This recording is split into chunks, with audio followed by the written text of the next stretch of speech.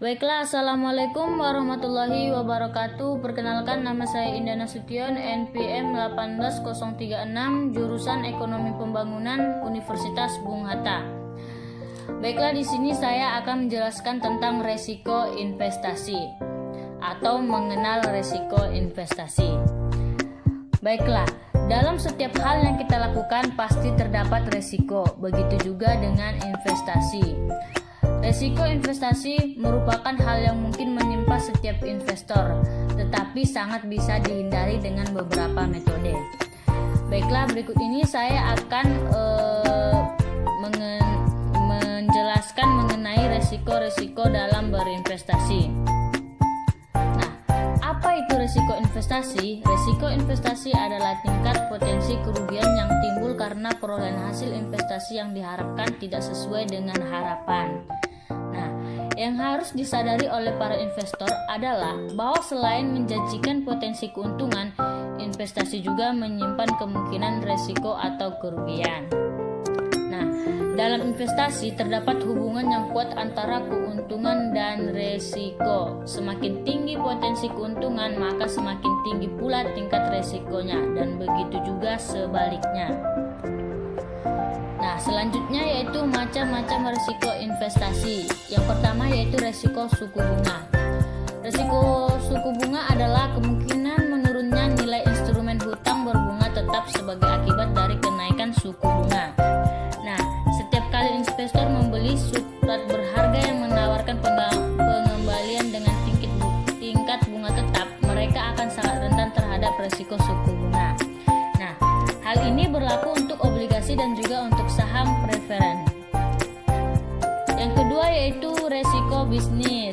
Nah, resiko bisnis adalah ukuran dari resiko yang terkait dengan surat berharga tertentu. Hal ini juga dikenal sebagai risiko tak sistematis dan mengacu pada risiko yang terkait dengan penerbit surat berharga tertentu. Nah, secara umum sebuah bisnis di industri yang sama memiliki jenis risiko bisnis yang sama. Lebih spesifik lagi dalam hal ini, risiko bisnis mengacu pada kemungkinan bahwa penerbit saham atau obligasi mengalami kebangkrutan atau tidak dapat membayar bunga atau pokok dalam kasus obligasi. Satu cara umum untuk menghindari risiko ini adalah dengan melakukan diversifikasi, yaitu dengan membeli reksadana yang memegang surat berharga dari banyak perusahaan yang berbeda. Baiklah, selanjutnya yang ketiga yaitu resiko kredit. Nah, hal ini mengacu pada kemungkinan bahwa penerbit obligasi tertentu tidak akan dapat melakukan pembayaran bunga yang diharapkan atau pelunasan pokok. Nah, biasanya semakin tinggi resiko kredit, semakin tinggi juga bunga obligasinya. Yang keempat yaitu resiko traceability. Nah, hal ini berlaku untuk penawaran obligasi daerah dan mengacu pada risiko bahwa surat berharga yang diterbitkan dengan status bebas pajak berpotensi kehilangan status itu sebelum jatuh tempo. Karena obligasi daerah memiliki tingkat bunga yang lebih rendah dibandingkan obligasi yang sepenuhnya kena pajak, maka pemegang obligasi akan mendapatkan hasil yang lebih rendah daripada yang direncanakan setelah pengurangan pajak. Baiklah, yang kelima yaitu resiko penarikan. Nah, resiko penarikan khusus untuk obligasi dan mengacu pada kemungkinan bahwa obligasi akan ditarik sebelum jatuh tempo.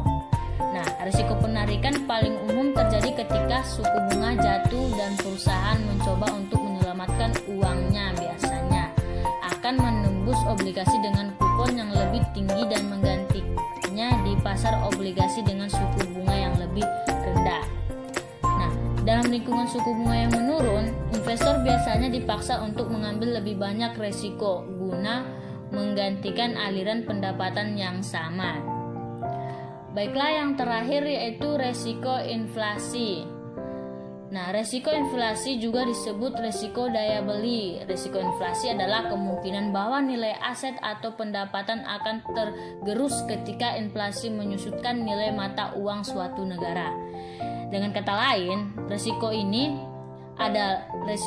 adalah bahwa inflasi di masa depan akan menyebabkan daya beli arus kas dari investasi menurun. Nah, cara terbaik untuk melawan jenis risiko ini adalah melalui investasi yang cukup besar seperti saham atau obligasi konversi yang memiliki komponen pertumbuhan yang kebal terhadap inflasi dalam jangka panjang. Baiklah, mungkin cukup sekian penjelasan saya mengenai dalam mengenali resiko-resiko investasi. Kurang lebihnya saya mohon maaf. Assalamualaikum warahmatullahi wabarakatuh.